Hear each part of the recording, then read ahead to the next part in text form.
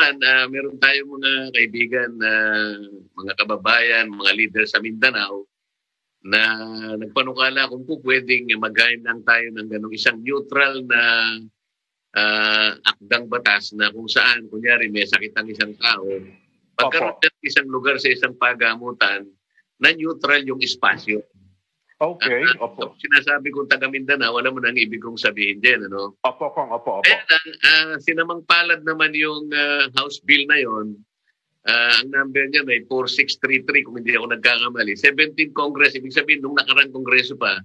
Kasi nung i-file yan ay kasagsagan ng pagtatalo sa federalismo. Okay.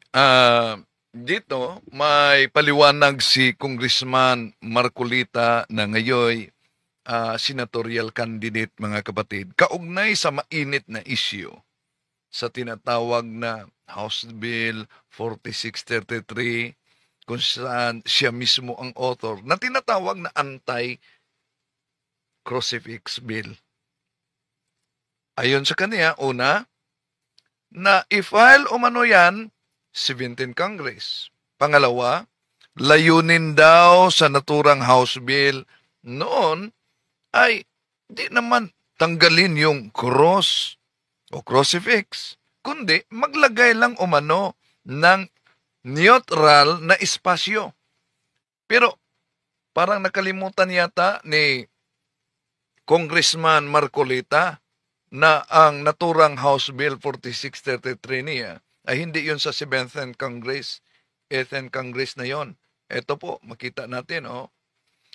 At kung sinabi niya na ang layunin ay maglagay ng neutral na espasyo na walang cross, alam niyo ba na ang title lang dito, an act making the hanging of religious mementos such as crucifix in hospital suits optional. Yun ang title. Hindi sinabing maglagay ng neutral na espasyo na walang cross. Di po ba? At alam nyo ba, sa ibang bansa, mga kapatid, may mga ospital dahil sa mga batas na buo, tinanggal talaga ang crucifix. Kaya may mga nagpetisyon at nagro-rosary na sana maibalik ang mga crucifix sa ospital o mga hospitals. Doon kaya galing kinopya ni Marcolita.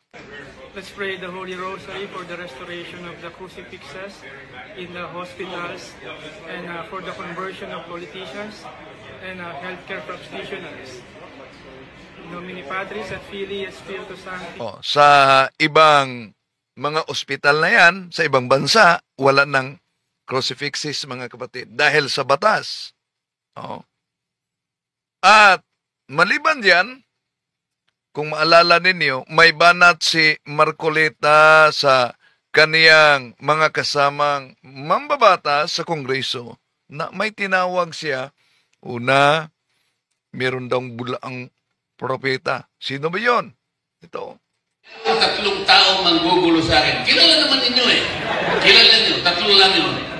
Yung isa dating kasapi ng NPA. Yung isa bulang propeta.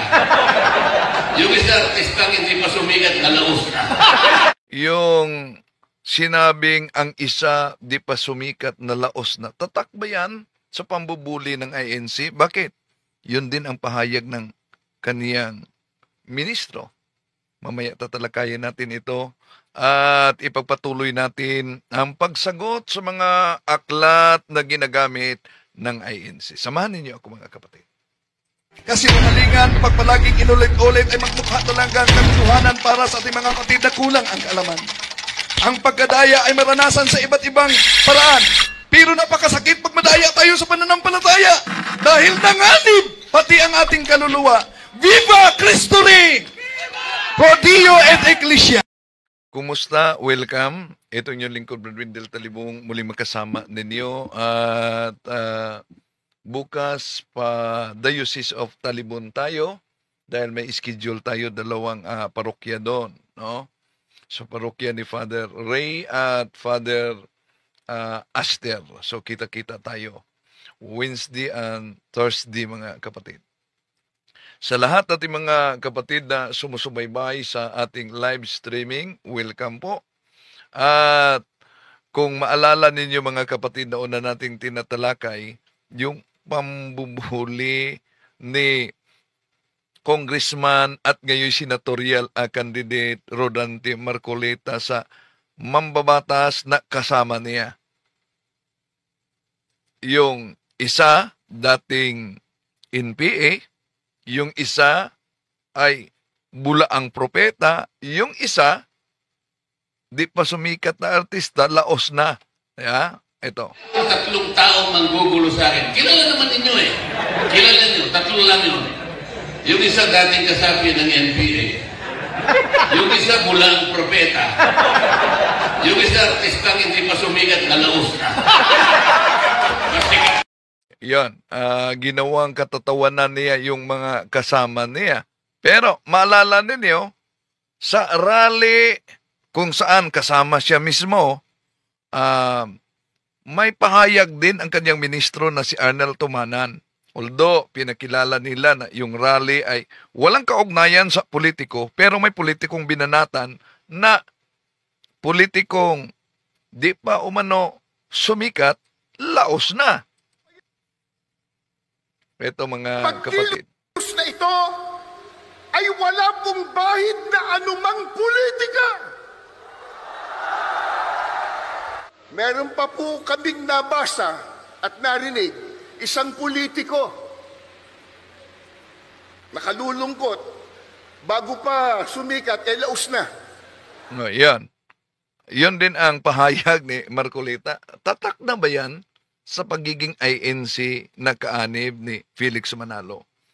Ba't itong tatlong mga kasama niyang congressman ay binubuli niya? Una, mga kapatid, kung maalala ninyo, nagkasagutan kasi sila si Congressman Marcoleta at Congressman Panduano. Yung sinasabi niyang ang isa'y dating NPA.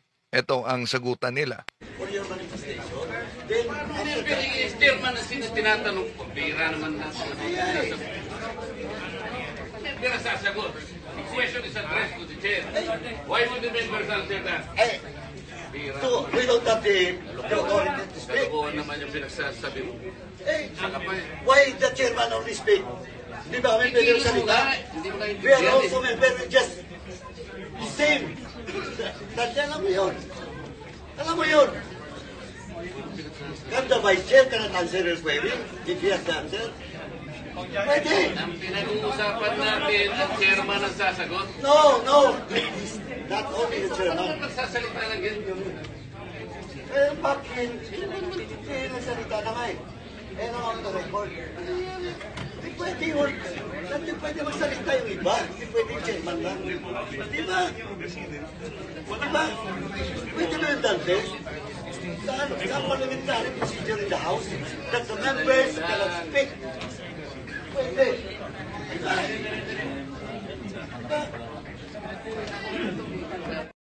Yan. Nagkasagutan sila ni Panduano. Si Panduano, dating NPA. Yan. Hindi lang yan. Yung bishop ng Baptist na si Bini Abante, Congressman Bini Abante, nagkasagutan din sila. Are you rebuking this committee? Why am I supposed to rebuke the committee? I am You not. have been saying things for a while. What? You have been rebuking this committee.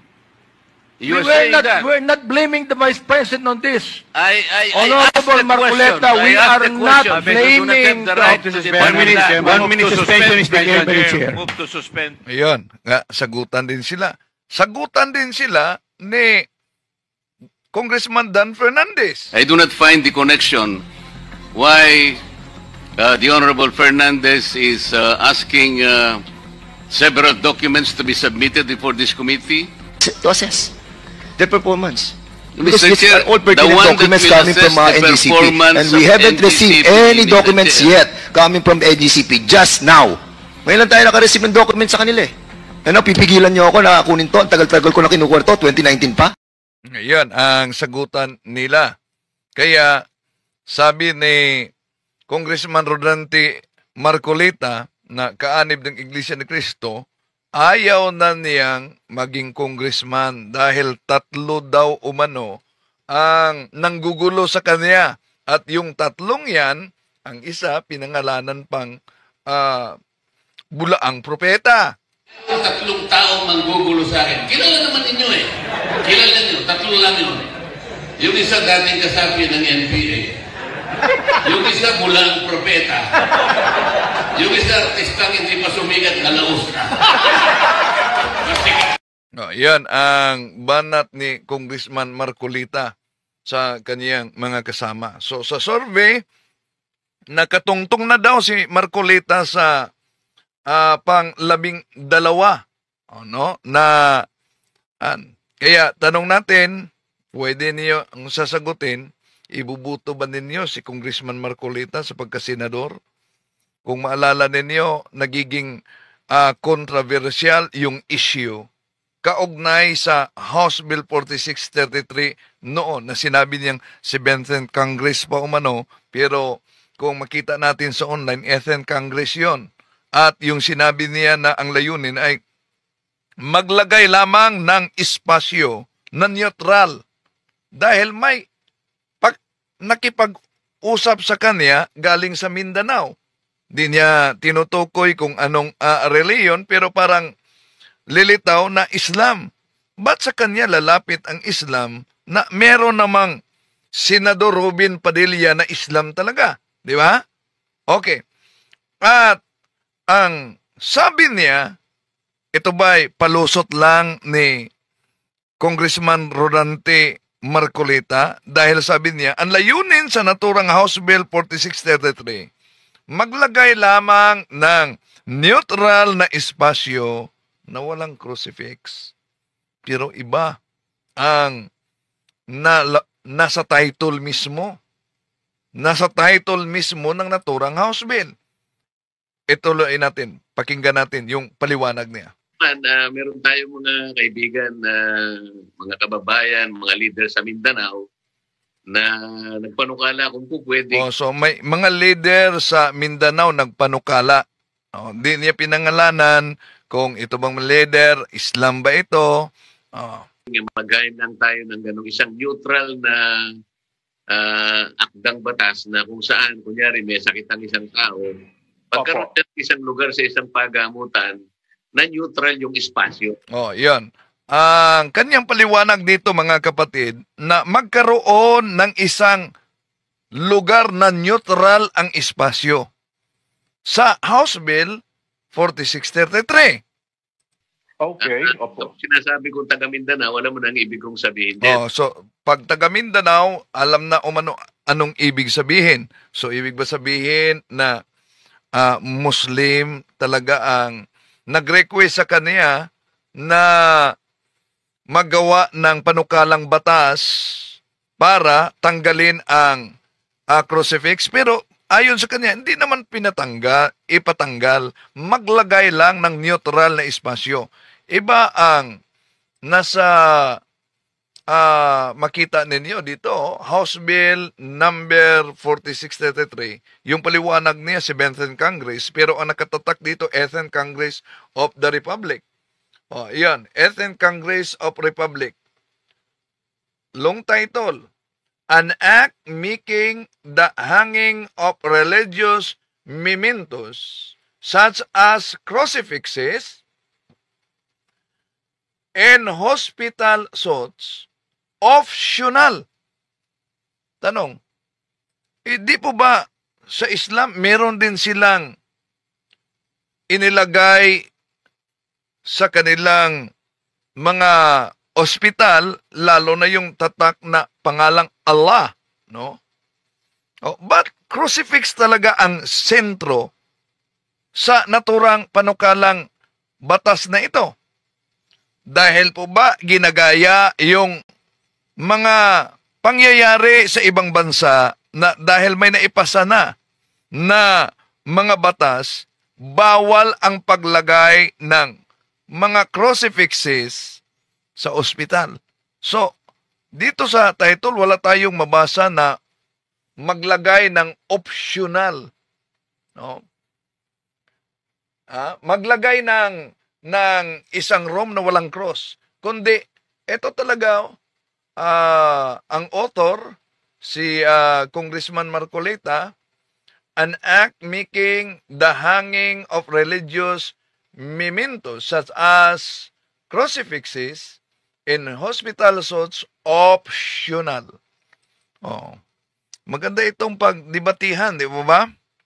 How about kung ang Catholic na ospital ayaw talagang ipatanggal? Meron bang batas na dapat parusahan ang hindi susunod kung maipasa na ito? Oh. So, pakinggan natin ang kanyang paliwanag.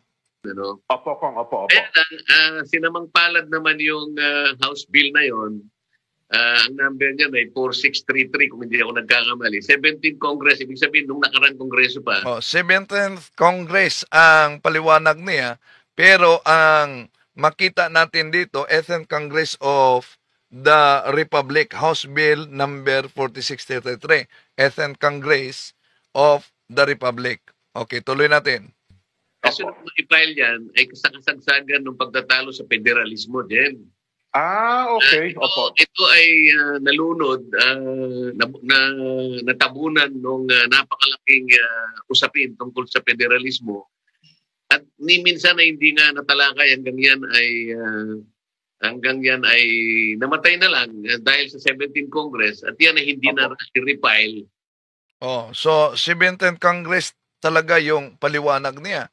Pero 18th Congress ang makita natin dito, 4633, yung sinabi niyang maglagay ng neutral na espasyo lang na walang cross, pero iba ang title, long title dito. An act making the hanging of religious mementos such as crucifixes and hospital suits optional.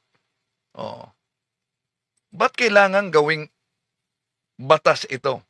Sa daming mga dapat gawing batas, bakit crucifix talaga ang target tulad sa ibang bansa? Di po ba? Una, di na tayo magdududa dahil palaging binanatan ng mga ministro ni Felix Manalo, di lang ang crucifix ng simbahang Katoliko, kundi ang mga sagradong imahe. Ang mga larawan na nauna ng tinatalakay natin, mga kapatid. Yung mga larawan na binanatan ng mga ministro ni Felix Manalo gamit yung mga aklat Katoliko na nauna na din natin tinatalakay at muli nating tatalakayin para sa lahat ng mga nagsubaybay sa atin. Dahil paulit-ulit na din nila ito na ginawa noon pa man sa panahon ni Felix Manalo. At paano ninyo sasagutin ito? Ginamit nila ang aklat Katoliko. Ano ba yung aklat Katoliko na ginamit nila? At tandaan ninyo, mga kapatid, na sa paggamit nila nitong mga aklat na Katolikong ito, ay meron silang iniwasan. Pero pilit nilang ipinangaral na ito'y opisyal talagang turo ng kardinal ng simbahang Katoliko. Pakinggan muna natin, mga mahal na kapatid. Ito. Basahin po namin sa mga aklat mismo ng Iglesia Katolika para kasi baka paratahan tayo, kapatid na Victor, na ito ang kanilang paninindigan, ito po ang paniniwala ng Iglesia Katolika tungkol sa kanilang mga gawain. Itanong natin, sa kanilang kardinal mismo, meron ba, kapatid na Victor, o walang iniukol na pagsamba sa mga larawan sa loob ng Iglesia Katolika? Gaya nga po ng binanggit ni... So, una, para di umano sila pagbintangan, meron bang turo ang simbahang Katoliko na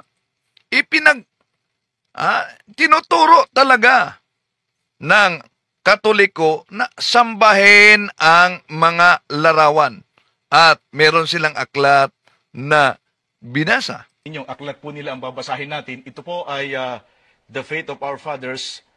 Ang sumulat po nito isang kardinal na si James Gibbons. Tinagalog ito ni Rufino Alejandro. Sa pahina 200, ganito ang sinasabi sa kanilang aklat. Sa ganitong kahulugan, sa pagkakilala ko, bumabanggit ang mga manunulat na eskolastiko hinggil sa gayon ding pagsambang iniuukol sa mga larawan ni Kristo na parang kay Kristong Panginoon natin na rin, sapagkat ang gawang kung tawagin ay pagsamba sa isang larawan ay tunay na pagsamba kay Kristo na rin sa pamamagitan ng pagyukod sa harap ng larawan na parang sa harap ni Kristo na rin. Inaamin po ng kardinal ng Iglesia Katolika na sa kanila ay merong gawang kung tawagin ay pagsamba sa larawan. Yan. Inaamin daw ng kardinal na may pagsamba sa mga larawan ayon sa aklat na pananampalataya ng ating mga ninuno. Mga mahal na kapatid, gaya ng nakagawian talaga ng mga ministro ng Iglesia ni Kristong Tatag ni Felix Manalo, sanay na sanay sila sa pagpakalat ng fake news. Bakit sinabi nating sanay na sanay sa pagpakalat ng fake news? Nakita nyo naman yung hindi tunay na pare, pinakilalang pare, di po ba? Kung maalala ninyo, tinatalakay natin mga kapatid at pinakita natin na meron ding sinasabing converted na devoted Catholic daw. Devoted Catholic, Devoted Catholic at membro ng pastoral leader. Pero, sablay ang pahayag.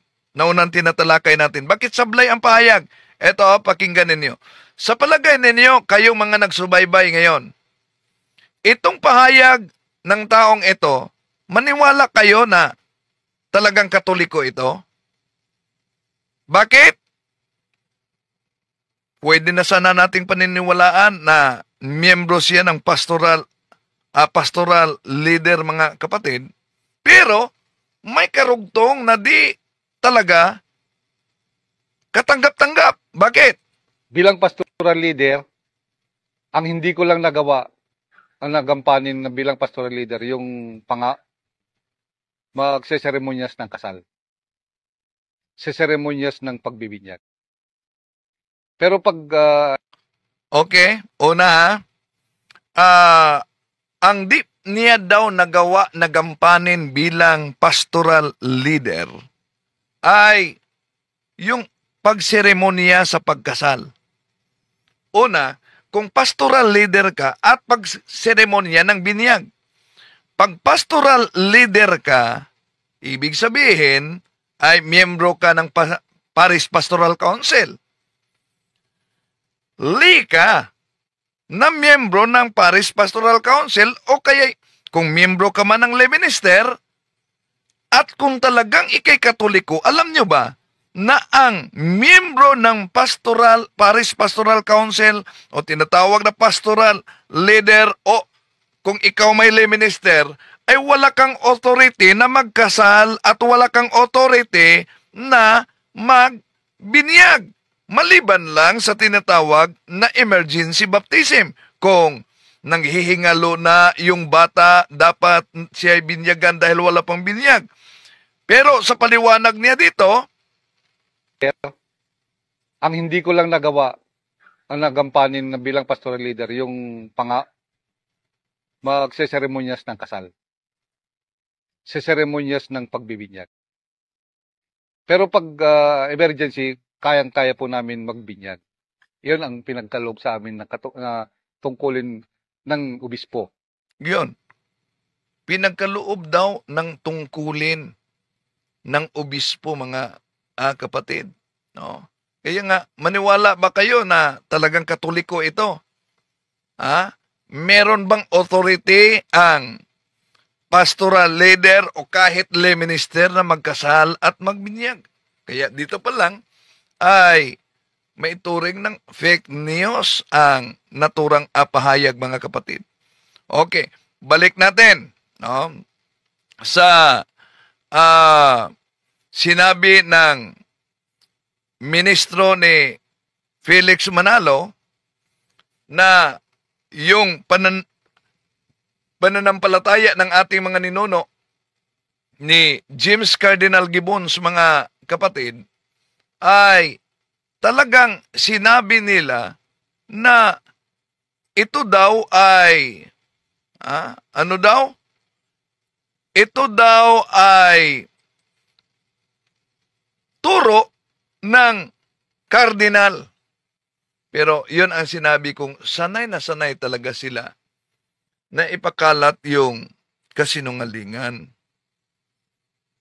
Bakit? Dahil kung meron kayong kopya dito, mga kapatid, yung pahayag na yan na binasa nila, hindi iyon opisyal na pahayag ni James Cardinal Gibbons.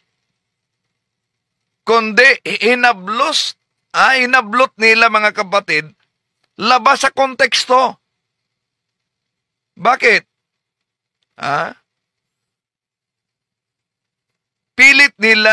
Pinipilipit talaga ang nakasulat dito.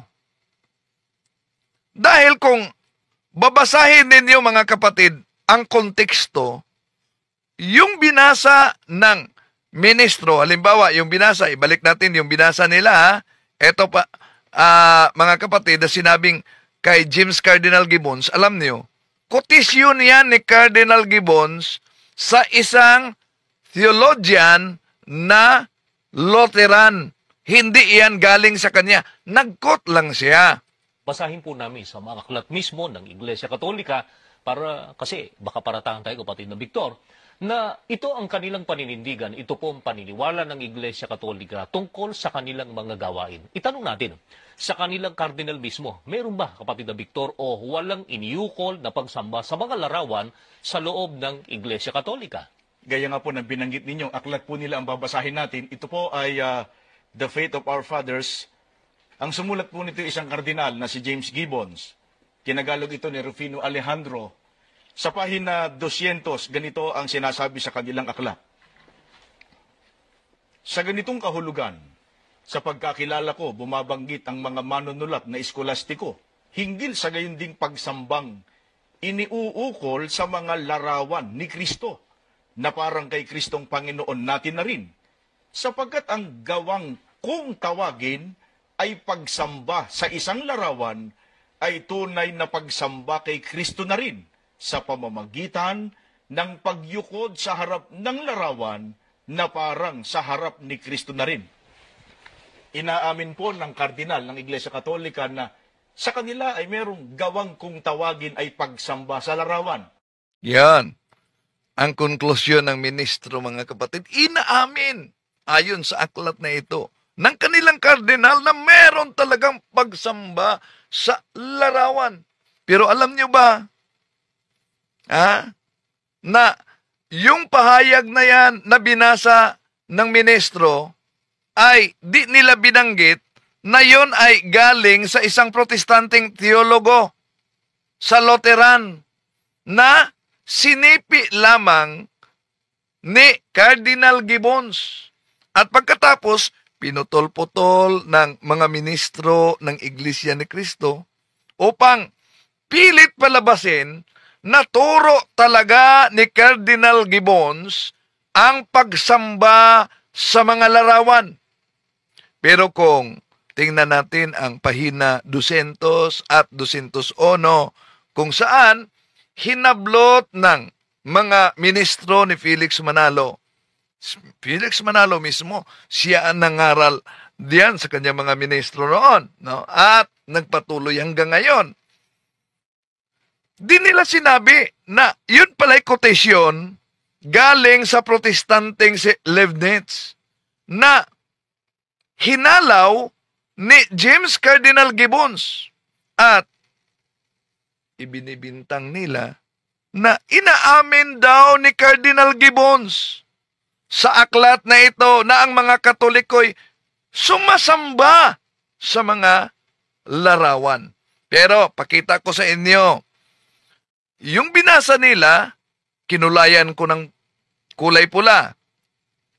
Yung iniwasan nila, kulay puti. Ito mga kapatid, ang mabasa talaga. Pansinin ninyo. Sa pananampalataya ng ating mga ninuno ni James Cardinal Gibbons, sa pahina 200, itong iniwasan nila, kulay puti. Ano nakasulat? Alang-alang sa aking mga mambabasang protestante, ay akin ngayong hahalawin dito ang kanilang dakilang si Leibniz tungkol sa paggalang na inuukol sa mga mahal na larawan. Sa kanyang Systema Theologicum, pahina 142, ay ganito ang kanyang sinasabi. Ito ang kotisyon, kulay pula.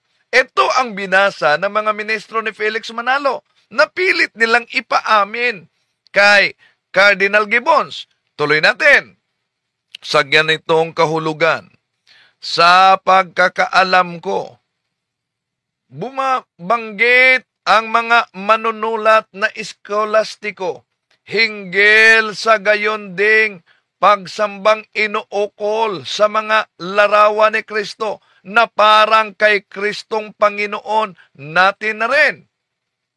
Sapagkat ang gawang kong tawagin ay pagsamba sa isang larawan na parang sa harap ni Kristo na rin, na para bagang siya'y kaharap at naangat ang ating isip sa pagbulay-bulay sa Kanya. Yun ang kotisyon, mga kapatid. Pero may karugtong, iniwasan ito. Ito kulay puti. Mangyari pa, walang matinong tao na sa ilalim ng gayong pagkakataon na mag-akalang manalangin ng ganito. Ibigay mo sa akin, o larawan, ang aking hinihingi sa iyo. O marmol, o kahoy, ako ay magpasasalamat. Kundi, ikaw, o Panginoon, ay sinasamba ko, at iyo'y ako'y nagpasasalamat at umawit ng buong pagpupuri. See? Yun ang iniwasan nila sa aklat na ito, mga kapatid. Kaya sa Cebuano pa, sakspan. Yeah? Sakspan. Hindi sinabi ng mga ministro na ang mga salita na kanilang binanggit ay halaw o kay sipi. Sinipi lamang ni James Cardinal Gibbons mula sa protestanteng theologian na isang Luterano na si Gottfried Leibniz, mga kapatid. At na kung ating ipagpatuloy pagbasa, mismong si Leibniz, kaya iniwasan nila, ay hindi naniniwalang ang mga Katoliko ay sumasamba sa mga larawan at imahe. Kaya iniwasan nila yon. Kaya nga sadyang pinagputol-putol nila ang nakasulat. At parang ipaangkin nila na si Cardinal Gibbons talaga ang nagturo. So, kita nyo? Kaya mag-ingat talaga, mga kapatid. Kaya kung tingnan natin ang aklat na ito, yung nagsalin, merong pakiusap. May pakiusap dahil talagang ginagamit ito ng ibang mga anti-Katoliko para lang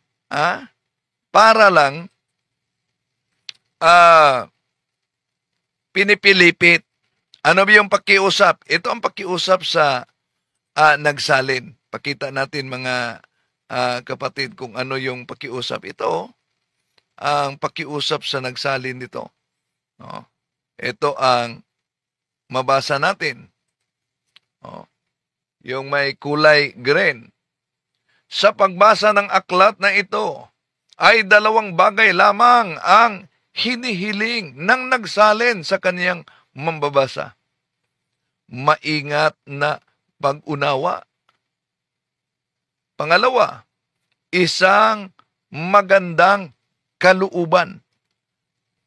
Yun ang hinihiling ng nagsalin nito. Ano daw? Maingat na pagbasa.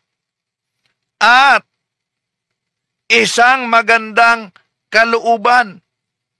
Tanong, kung maingat na pagbasa, si James Cardinal Gibbons ba mismo ang nangaral na dapat sambahin ang mga larawan ng mga santo?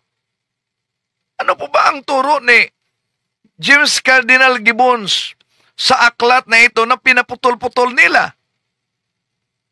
Kung tignan natin mga kapatid, ito ang iniwasan nila, no?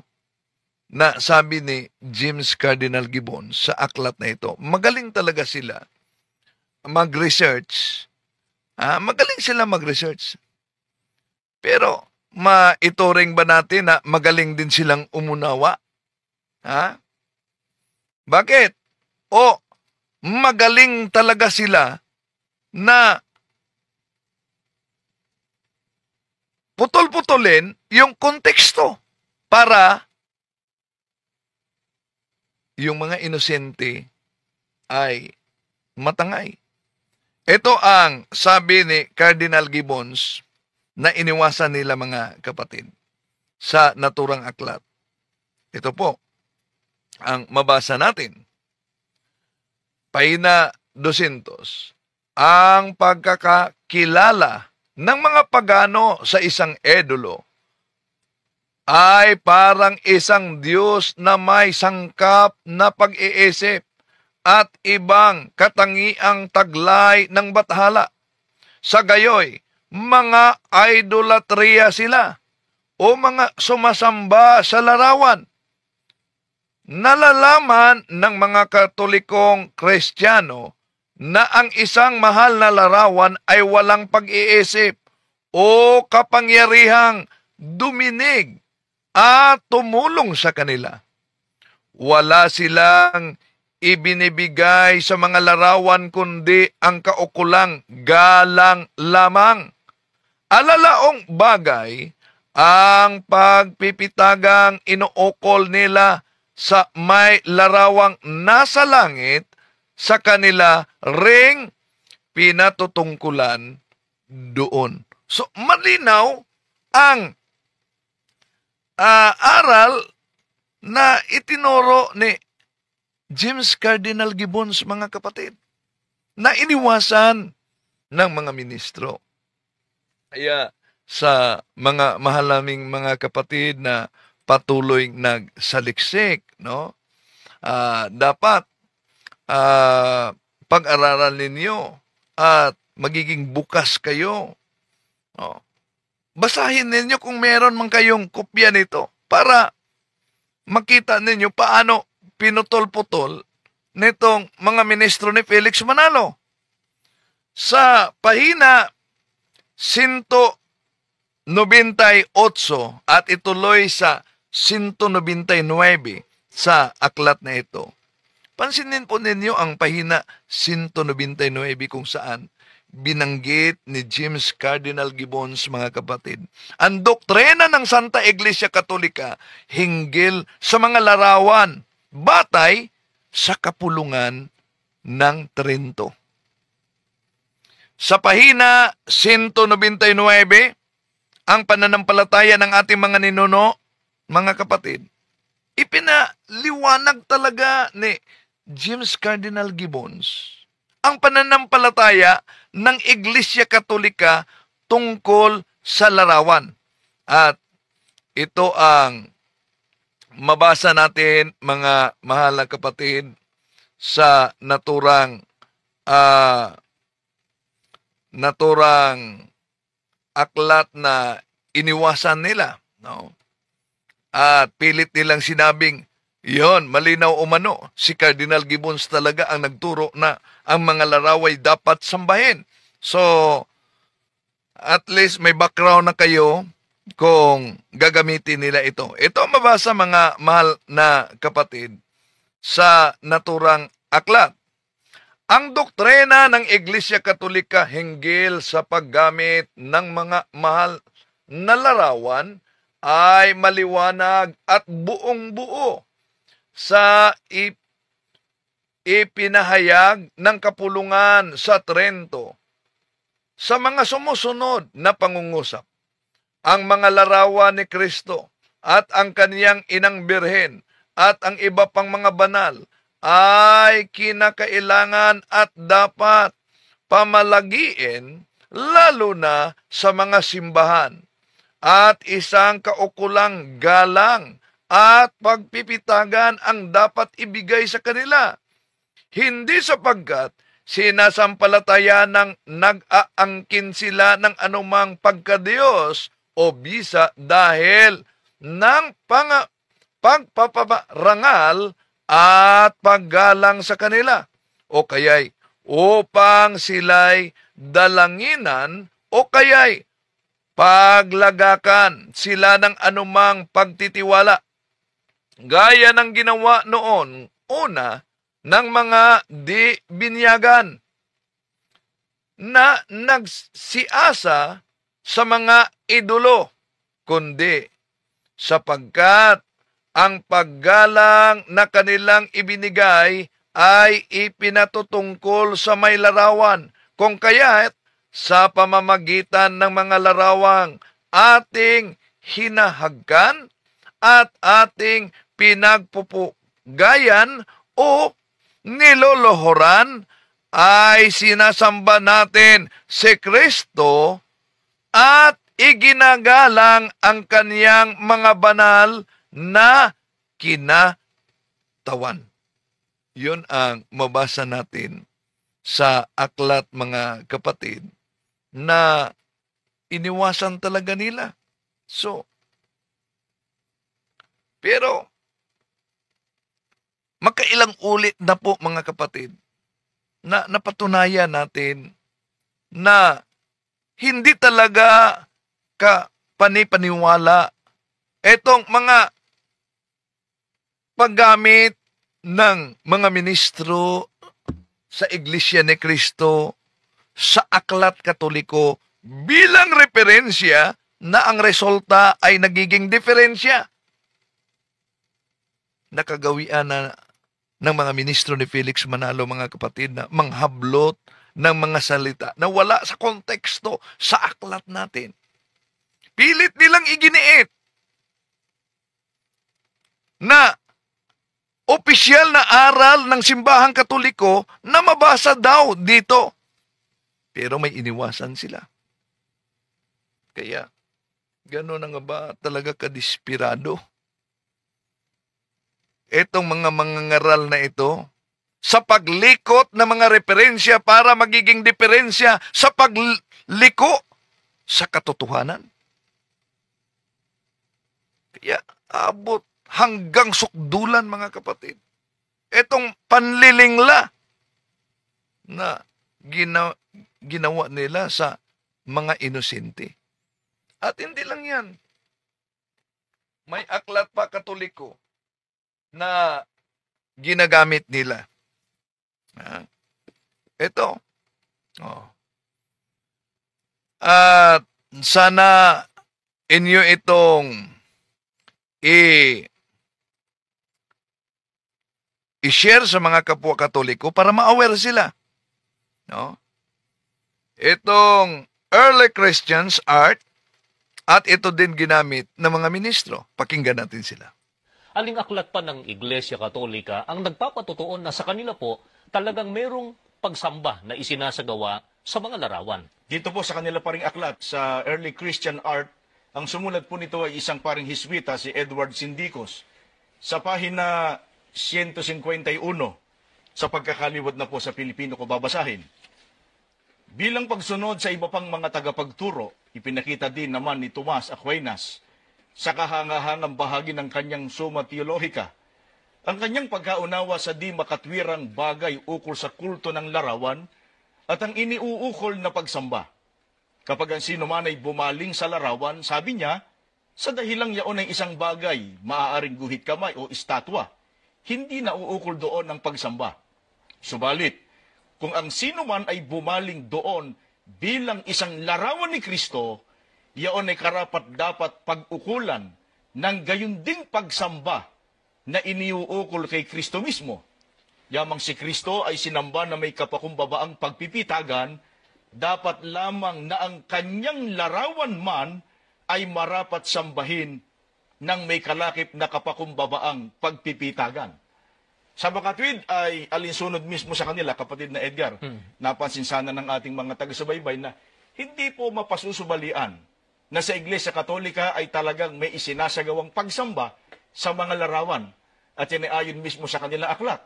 Dapat lamang anya na ang kanyang larawan, yun daw larawan po ni Kristo, ay marapat sambahin ng may kalakip na kapakumbabaan na may pagpapitagan. Okay. So, yun. Tinapos natin yung pahayag pero muli nating ipakita sa inyo mga kapatid. Bakit? Dahil merong minagic na naman na pagbasa. Minagic na pagbasa. Bakit minagic na pagbasa? Imagine, yung salitang veneration mga kapatid, yung salitang veneration, abay, ginawang adoration, pagsamba. Yung salitang veneration, ang ibig sabihin, paggalang. Pero nang binasa ng ministro, ay di na paggalang, kundi pagsamba na. Sandali muna, may nagtanong dito, nakita ko, kung saan sa Biblia daw, mabasa na ang Panginoong Hesus may larawan na rumirepresenta sa Kanya. Nabasa ko kanina yan. Sandali sandali. Asan ba yon?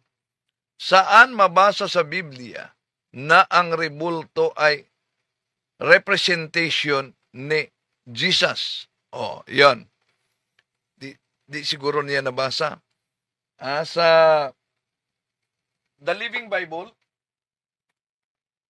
Protestant na salin ito The Living Bible. Ano po ba ang mabasa sa Galatians chapter 3 verse 1? The Living Bible. Pwede niyong hanapin yan diyan sa basahin ninyo sa online. Bakit? Dahil diyan sa online, mabasa ninyo talaga ang pahayag. At ito'y protestante ito na salin mga kapatid. Sa Galatians chapter 3 verse 1. Ito mabasa natin. O foolish Galatians, what magician has hypnotized you and cast an evil spell upon you? For you used to see the meaning of Jesus Christ's death as clearly as though I have waved a placard before you with a picture on it of Christ dying on the cross. Ano daw? Itinaas ni San Pablo batay sa salin na ito. Itinaas ni San Pablo ang larawan. Kaninong larawan? larawan ng ating Panginoong Hesukristo. Na ipinako sa cross. O di po ba Protestant salin yan?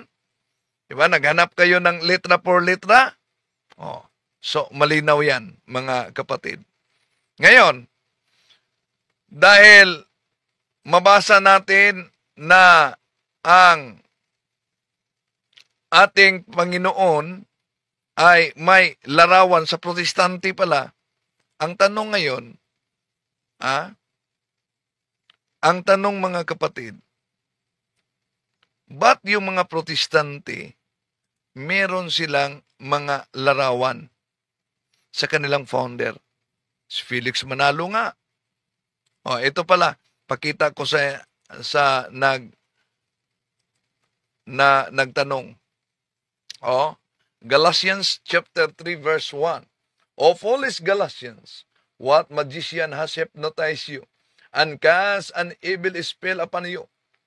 For you used to see the meaning of Jesus Christ's death as clearly as though I have weaved a placard before you with a picture on it of Christ dying on the cross. Aling aklat pa ng Iglesia Katolika ang nagpapatutuon na sa kanila po talagang merong pagsamba na isinasagawa sa mga larawan. Dito po sa kanila paring aklat, sa Early Christian Art, ang sumulat po nito ay isang paring Hiswita, si Edward Sindicos.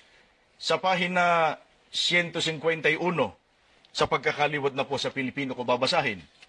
Pansinin ninyo sa pagkaliwat sa Pilipino daw niya Bilang basahin. pagsunod sa iba pang mga tagapagturo, ipinakita din naman ni Tomas Aquinas sa kahangahangang bahagi ng kanyang Summa Theologica ang kanyang pagkaunawa sa di makatwirang bagay ukol sa kulto ng larawan at ang iniuukol na pagsamba.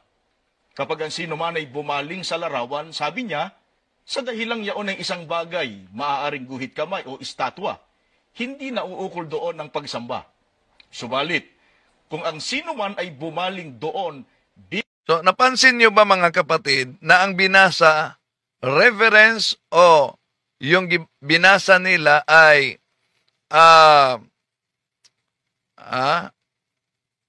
hindi adoration, veneration. Ang resulta sa pagbasa nila sa salitang veneration, ano daw? Malinaw yan, veneration. Ang pagbasa nila, pagsamba. Veneration. Yan.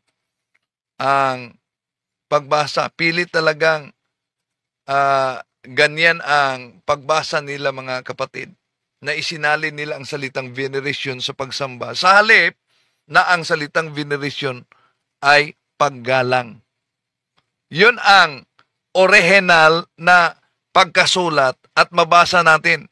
Pero, minadjik na naman pagbasa. Kaya, mag-ingat talaga mga mahal na kapatid.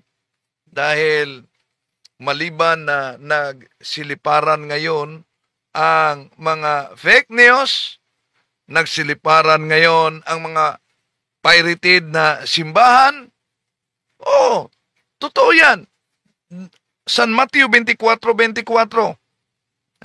San Mateo 24:24, ang ating Panginoon ay nagbabala na. Anong babala? Mag-ingat sa mga bulaang mga ngaral. Kung talagang bawal ang larawan mga kapatid, ang tanong, bakit ang founder ng INC merong larawan? Ito, napansin niyo? May larawan. Si Felix Manalo. At inaalayan pa ng bulaklak. Hindi lang larawan, meron pa silang medalya. Ano yung medalya? Ito. Ang medalya ni Felix Manalo at nakasulat pa sa kanilang Pasugo Magazine. Katulad din naman sa mga ng larawan ng medalya ni kapatid na Manalo. Hindi lahat na paggawa ng larawan ay ipinagkakasala ng Diyos. Iyan ay nasa pinag-uukulan ng larawan. Imagine, Pag ang larawan ng Mahal na Birhen Maria, larawan ng mga santo, larawan ng Panginoon Hesukristo ay bawal. Nagkakasala na daw ang tao dahil sa mga larawan yan. Pero pag larawan ni Felix Manalo, abay, hindi daw nagkakasala mga kapatid. Iyan ay nasa pinag-uukulan ng larawan. Pag relikya sa Mahal na Birhen Maria, pag relikya ng mga santo, bawal. Pero pag relikya ni Felix Manalo, hindi yan daw umano bawal. Asan mabasa? Nasa Pasugo Magazine nila yan. Ito po ang mabasa sa Pasugo Magazine nila mga kapatid. 1965, page 1, Binamin Santiago. Noong ipagdiwang namin ang ika-50 anibersaryo ng Iglesia ni Cristo sa pagtitipon daw na ginawa namin sa Araneta Coliseum, inilagay daw sa gitna ng libot-libong kaanib ang relikya ng tronong likmuan ng yumaong si kapatid na Felix Manalo.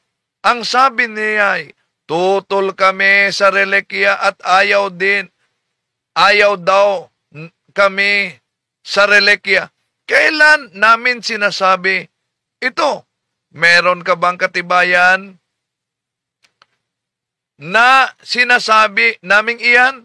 Hindi kami sa relikya tumututol. Walang masama sa relikya. Napansin niyo mga kapatid, pag relikya ni Felix Manalo, hindi daw sila tutol. Wala daw masama sa relikya. O, diba? Double standard na. Kaya, sinagot lang natin, dahil alam nyo naman, na sa matagal na panahon, itong paggamit nila at pagputol-putol nila sa mga aklat, katoliko mga kapatid, sa matagal ng panahon, ay kanilang ginagamit. To make his message known, he's